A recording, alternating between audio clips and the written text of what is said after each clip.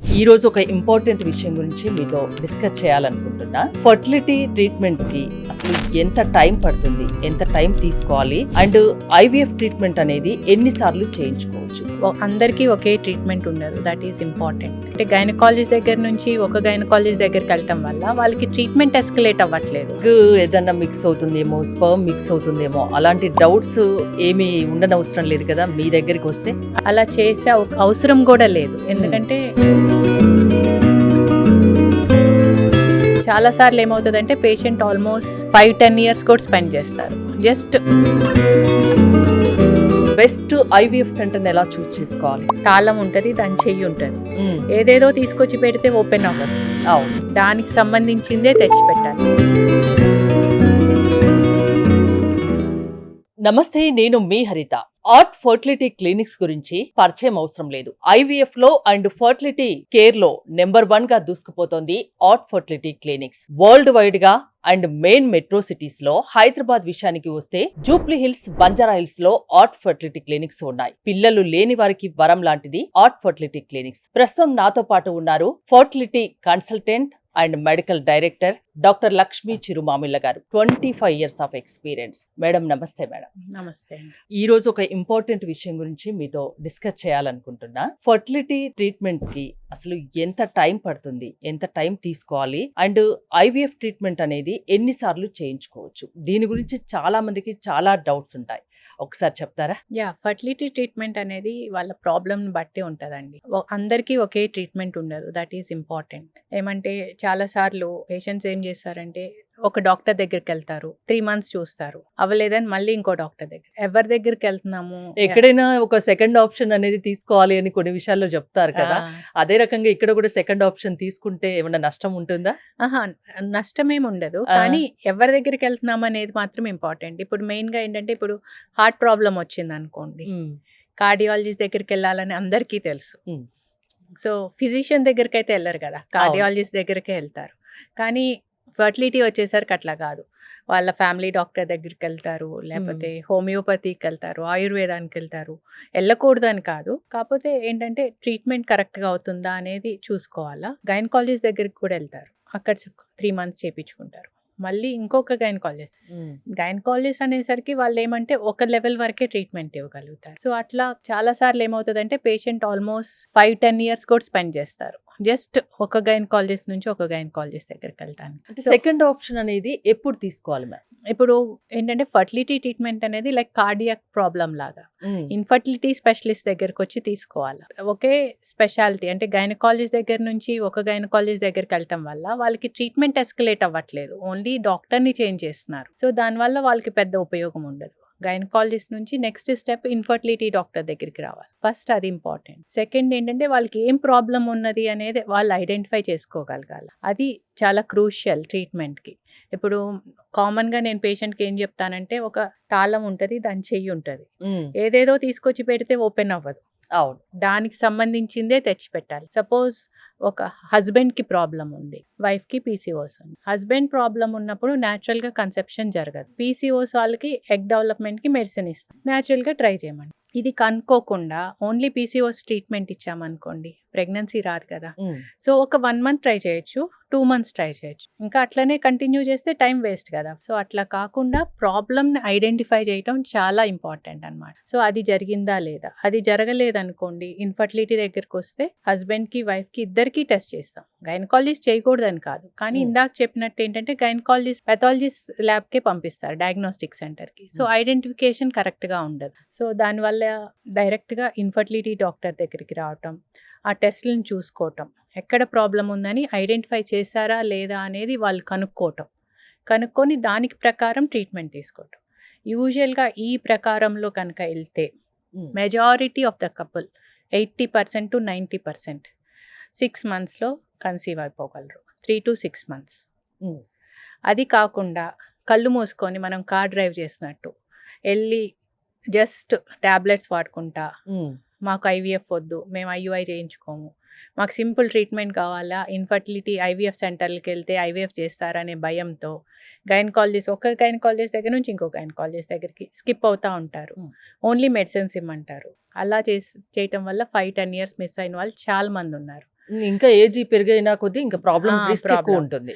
అప్పుడు ఎప్పుడో 35కో 40కో 45కో వస్తారనమాట ఇన్ఫర్టిలిటీ, మేము ఐవీఎఫ్ చేయించుకుంటామని. అప్పటికి పుణ్యకాలం మొత్తం గడిచిపోతుంది. సో అట్లా కాకుండా కరెక్ట్గా డయాగ్నోసిస్ చేసుకొని కరెక్ట్గా ట్రీట్మెంట్ చేసుకునే సెంటర్కి వచ్చి చేసుకుంటే కనుక వితిన్ 3 to 6 months సక్సెస్. ముందుగా మీరు వెళ్ళేది కరెక్ట్ వే అయి ఉండాలి, కరెక్ట్ డాక్టర్ ని చూస్ చేసుకోవాలని చెప్తున్నారు. బెస్ట్ ఐవీఎఫ్ సెంటర్ ని ఎలా చూస్ చేసుకోవాలి? అంటే first doctor qualifications, experience, and then ఎంతవరకు డయాగ్నోస్ చేశారు, ప్రాబ్లమ్ ని ట్రీట్మెంట్ కరెక్ట్ గా జరుగుతుందా లేదా, అంత ముందు పేషెంట్స్ ఎలా డాక్టర్ కానీ క్లినిక్ కానీ రివ్యూస్ ఇస్తున్నారు, పరిగణిస్తున్నారు, అవన్నీ చూసుకోవాలి. అలానే ల్యాబ్ ఎలా ఉంది, కండిషన్ ఎలా ఉంది, ల్యాబ్ లో ఎక్స్పీరియన్స్ ఎంబ్రియాలజిస్ట్ ఉన్నారా. కొంతమంది ఎంబ్రియాలజిస్ట్ కొన్ని ల్యాబ్స్ లో ఏంటంటే వచ్చిపోతూ ఉంటారు, కేసు ఉన్నప్పుడు వస్తారు, కేసు లేనప్పుడు ఉండరు. సో అది చాలా కామన్ సిచ్యువేషన్ అన్నమాట.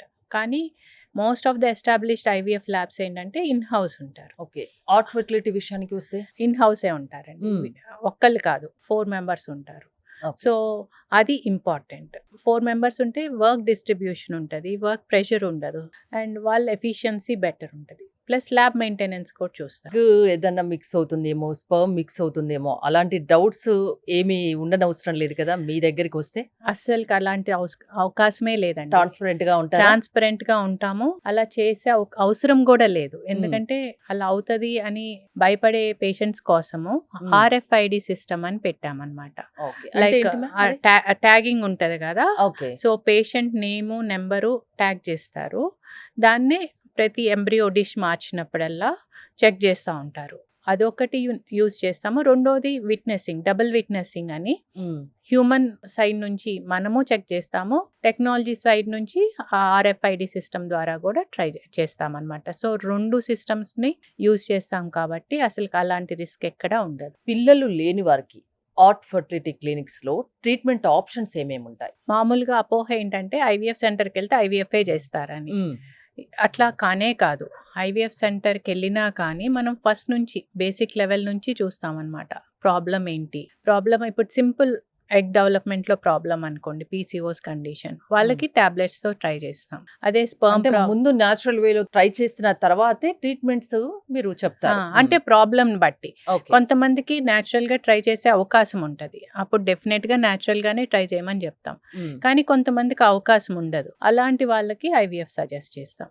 సో ఎవరికి తగ్గట్టు వాళ్ళకి ట్రీట్మెంట్ చేయటం పద్ధతి. అంతే ఐవీఎఫ్ కాక ఇంకేం ట్రీట్మెంట్ ఆప్షన్స్ ఉంటాయి?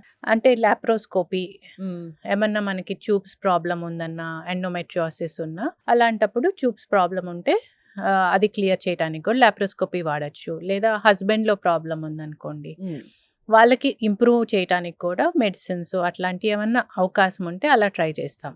సో టైం డ్యూరేషన్ ఎంత ఉంటుంది ట్రీట్మెంట్ చేయించుకోవాలి అంటే? ఎంత టైంలో సక్సెస్ చూపించగలరు? అరౌండ్ 3 to 6 months అండి. అంటే వచ్చినప్పటి నుంచి ఇన్వెస్టిగేట్ చేసి ట్రీట్మెంట్ స్టార్ట్ చేశాక అరౌండ్ 3 to 6 months లో మెజారిటీ ఆఫ్ ద పీపుల్, అంటే 80% వరకు ప్రెగ్నెన్సీస్ అచీవ్ చేయగలరు. అంటే ఐవీఎఫ్ ట్రీట్మెంట్ చేయించుకునేటప్పుడు తొందరగా రిజల్ట్ రావాలి అనేది అందరికీ ఉంటుంది. ఆ ట్రీట్మెంట్ చేయించుకున్న వాళ్ళకి తొందరగా రిజల్ట్ రావాలంటే ఏం చేయాలి? అంటే ఫస్ట్ వాళ్ళ ప్రిపరేషన్ ఇంపార్టెంట్. వాళ్ళు లైఫ్ స్టైల్ చేంజెస్, వాళ్ళ స్ట్రెస్ తగ్గించుకోవటము, వైఫ్ అండ్ హస్బెండ్ కమ్యూనికేషను, ఇవన్నిటి వల్ల కూడా హెల్ప్ అవుతుంది అనమాట. సో స్ట్రెస్ పెరిగిన కొద్దిగా చాలామంది స్ట్రెస్ పెరిగిన కొద్దిగా టైం టు ప్రెగ్నెన్సీ ఇంక్రీజ్ అవుతుంది. అలానే వెయిట్ ఎక్కువ ఉన్న వాళ్ళకి ప్రెగ్నెన్సీ రావడానికి టైం ఎక్కువ పడుతుంది. సో వెయిట్ ఎక్కువ ఉన్న వాళ్ళు డైట్ కంట్రోల్ చేసుకోవటము, ఎక్సర్సైజ్ చేయటము, ఇవన్నీ ముందే చేసుకున్నారనుకోండి, ట్రీట్మెంట్కి వచ్చేసరికి వాళ్ళకి హెల్ప్ అవుతాయి అన్నమాట. టైంని తగ్గించుకోవచ్చు.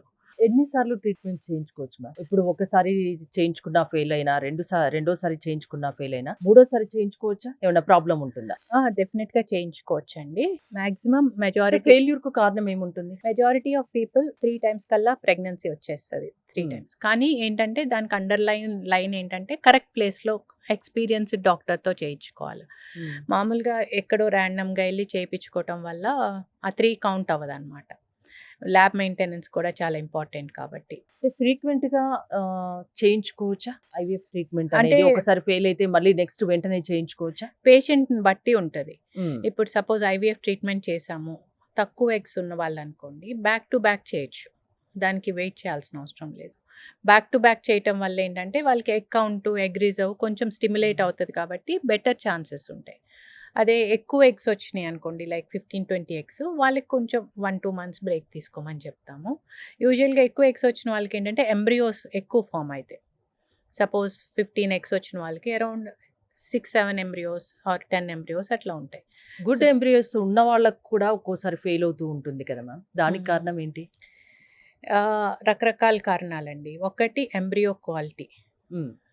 క్వాలిటీ ఎంబ్రియోనా కాదా? గుడ్ అనంగానే క్వాలిటీ ఎంబ్రియో అని మనం అన్ని సార్లు అనుకోలేం. హ్మ్. ఇప్పుడు ఏఆర్‌టీ ఫర్టిలిటీలో అనుకోండి 10 ఎంబ్రియోస్‌లో బెస్ట్ ఎంబ్రియోస్ ఏమున్నాయో అట్‌లీస్ట్ 30-40% ప్రెగ్నెన్సీ ఇవ్వగల ఎంబ్రియోస్‌నే మనం ఫ్రీజ్ చేస్తాం. హ్మ్. ఆ ఎంబ్రియోస్‌ని ఫ్రీజ్ చేసి మళ్ళీ థా చేసినప్పుడు వాటిలి క్వాలిటీ ఇంపాక్ట్ అవ్వదు. అదే పూర్ క్వాలిటీ ఎంబ్రియోస్‌ని మనం ఫ్రీజ్ చేసామనుకోండి, థా చేసినప్పుడు అయి ఇంకా డిగ్రేడ్ అవుతాయి. అలా డిగ్రేడ్ అయిన ఎంబ్రియోస్ ట్రాన్స్‌ఫర్ చేస్తే మనకు పేషెంట్‌కి ఉపయోగం ఉండదు. సో, ఆ ప్రికాషన్ ఒకటి మనం తీసుకుంటాం. అలానే ఇంకోటేంటంటే చూడటానికి ఎంబ్రియో బాగా హెల్తీగా కనపడొచ్చు. హ్మ్. గ్రేడింగ్ మనం చూసి చేస్తాం. కానీ కొన్నిసార్లు హెల్తీగా కనపడే ఎంబ్రియోలో కూడా క్రోమోజోమ్ ప్రాబ్లమ్స్ ఉంటాయి. దానివల్లే మనకి మెజారిటీ టైమ్స్ ప్రెగ్నెన్సీ 100% రాని కారణం అది. క్రోమోజోమ్ ప్రాబ్లమ్స్‌ని టెస్ట్ చేసే కెపాసిటీ ఉంది. మనం ఇందాక మాట్లాడుకున్నాం. సో, హ్మ్. పీజీటీఏ టెస్ట్ అని చేస్తాం. ఆ ఎంబ్రియోస్‌కి ఆ టెస్ట్ చేస్తే గనక నార్మల్ ఎంబ్రియోని ట్రాన్స్‌ఫర్ చేస్తే మనకి ఛాన్సెస్ ఎక్కువుంటాయి. స్టిల్ 70-80%. ఆ తర్వాత ఎండోమెట్రియం ప్రాబ్లమ్ ఉండొచ్చు. ఎండోమెట్రియం స్కార్ టిష్యూ గానీ, బ్లడ్ సప్లై సరిగ్గా లేకపోవటం కానీ, ఇలాంటి ప్రాబ్లమ్స్ వల్ల కూడా ప్రాబ్లమ్స్ మీ రావచ్చు. దగ్గరికొచ్చే కపుల్స్ సక్సెస్ ఎన్ని రోజుల్లో ఉంటుంది అనే డౌట్ అయితే అడుగుతారు కదా! అంటే అడుగుతారండి. మీరేం చెప్తారు మ్యామ్? అంటే యూజువల్‌గా ఇది టైమ్ ఫ్రేమ్ అని చెప్పలేము. హ్మ్. కానీ గుడ్ ప్రోగ్నోసిస్ అంటే యంగ్ ఏజ్‌లో ఉన్నారు. ఓవేరియన్ రిజర్వ్ బావుంది. స్పెర్మ్ కూడా సివియర్ ప్రాబ్లమ్ లేదు. అంతకుముందు ట్రీట్మెంట్ చేసుకోలేదు. అలాంటి వాళ్ళకి వితిన్ 3 మంత్స్‌లో రిజల్ట్ వచ్చేస్తదండి. ఓన్లీ కొంచెం ఎగ్ నంబర్స్ తక్కువున్నా కానియండి, లేదంటే ఎండోమెట్రియంలో హెల్తీ ఎండోమెట్రియం లేకపోయినా కానియండి, వాళ్ళకి కొంచెం టైం పట్టొచ్చు. కానీ ఓవరాల్‌గా మెజారిటీ 80-90% మందికి హ్మ్. వితిన్ 6 మంత్స్ ప్రెగ్నెన్సీ వచ్చేస్తది. మగవాళ్ళలో స్పెర్మ్ కౌంట్ నిల్లుంటే అప్పుడు ట్రీట్మెంట్ ఏంటి మ్యామ్? మగవాళ్ళలో స్పెర్మ్ కౌంట్ నిల్లున్నా కానీ, హ్మ్. స్పెర్మ్ ప్రొడక్షన్ ఉందా లేదా అనేది చూస్తాం. స్పెర్మ్ ప్రొడక్షన్ టెస్టిస్‌లో కనుక ఉంటే, నీడిల్‌తో స్పెర్మ్‌ని బయటికి తీసే అవకాశం ఉంటది. అది బయటకొచ్చే నాడవులు ట్యూబ్స్ ఉంటాయి కదా! అయి బ్లాక్ అవ్వటం వల్ల మెజారిటీ టైమ్స్ అవుతది. సో, సింపుల్ నీడిల్‌తో మనం బ్లడ్ ఎలా తీస్తామో హ్మ్. బ్లడ్ వెసల్ నుంచి, అలానే టెస్టిస్ నుంచి చిన్న నీడిల్ పెట్టి తీస్తాం. అలా కాకుండా ఒక్కొక్కసారి అసలు ప్రొడక్షనే ప్రాబ్లమ్ ఉన్నా ఒక 30% మందికి మైక్రోటీసా అంటామనమాట. ఆ మైక్రోస్కోప్ కూడా ఏఆర్‌టీ ఫర్టిలిటీలో ఉంది. ఆ మైక్రోస్కోప్ ద్వారా మనం స్పెర్మ్‌ని ఎక్స్ట్రాక్ట్ చేయడానికి చూస్తాం. హ్మ్. ఎంత తక్కువ ప్రొడక్షన్ ఉన్నా కానీ ఆ మైక్రోస్కోప్‌లో మనకి కనపడతది ఎక్కడెక్కడ ప్రొడక్షన్ ఉందని. అలా కూడా తీసి వాళ్ళ ఓన్ స్పెర్మ్‌తో వాళ్ళకి ఒక బేబీ పుట్టేటట్టు ప్రయత్నం చేయొచ్చు. ఇద్దరికీ అసలు ఛాన్స్ లేదనుకోండి. కపుల్స్ ఇద్దరికీ అసలు పిల్లలుగా పుట్టే ఛాన్స్ లేనప్పుడు అప్పుడేంటి ఆప్షన్? అంటే ఇప్పుడు ఛాన్స్ లేదు అంటే ఆడవాళ్ళలో అయితే ఎగ్ ప్రాబ్లమ్ చెప్పుకోవచ్చు. హ్మ్. ఎగ్స్ లేవు లేదా ఏజ్ పెరిగిపోయింది.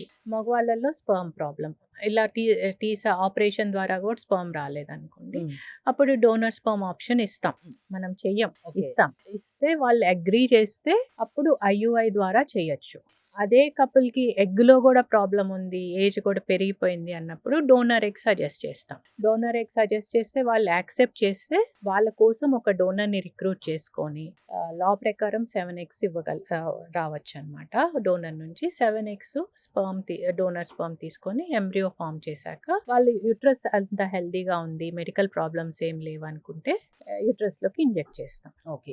ఎవరికైనా పిల్లలు కలిగే భాగ్యం ఉంటుంది. ఒకవేళ అది లేకున్నా ఆప్షన్స్ కూడా ఉన్నాయి. అది వాళ్ళ ఇంట్రెస్ట్‌ని బట్టి, దాన్ని బట్టి ఉంటుంది. పిల్లలు లేని వారికి ఈ సందర్భంగా ఏం చెప్తారు మ్యామ్? అంటే ఐవీఎఫ్ ట్రీట్మెంట్ చేయించుకోవడం వల్ల సైడ్ ఎఫెక్ట్స్ ఏమైనా ఉంటాయా? ఆ ట్రీట్మెంట్ డ్యూరేషన్ ఎంత ఉంటుందో, ఎంత టైం పడుతుందో, పెయిన్ ఉంటుందేమో, సైడ్ ఎఫెక్ట్స్ ఉంటాయేమో, ఇవన్నీ డౌట్స్‌కి మీరు ఒక క్లారిఫికేషన్ ఇవ్వండి. అంటే ఎంత ఎర్లీగా ట్రీట్మెంట్కి వస్తే అంత బెటర్. ప్లస్ ఐవీఎఫ్ పెయిన్ఫుల్ అనేది ఒకప్పుడు అపోహ మాత్రమే. చాలా మంది క్లినిక్ వచ్చినప్పుడు ఈ ప్రాబ్లమ్ని ఎక్స్ప్రెస్ చేస్తారు, పెయిన్ఫుల్ ఉంటుందేమో మేడం, వద్దు మేడం మాకు వద్దు అని. కానీ ట్రీట్మెంట్ అయిపోయాక అట్లా ఏం లేదండి, సింపుల్గానే అయిపోయింది. మామూలుగా ఐవీఎఫ్ ట్రీట్మెంట్ అంటే 10 days ఇంజెక్షన్స్ మాత్రమే ఉంటాయి. కానీ ఆఫ్టర్ ట్రాన్స్ఫర్, ఎంబ్రియో ట్రాన్స్ఫర్ తర్వాత కొంతమందికి నెలల తరబడి ఇంజెక్షన్స్ ఇస్తారు. అవి చాలా పెయిన్ఫుల్ ఉంటాయి. ఏఆర్టీ ఫర్టిలిటీలో కానివ్వండి, నేను కానివ్వండి, పర్సనల్గా ఆ ఇంజెక్షన్స్ ఇవ్వం, టాబ్లెట్సే ఇస్తాం కాబట్టి అంత పెయిన్ఫుల్, అస్సలు పెయిన్ఫుల్ ఏమి ఉండదు అనమాట.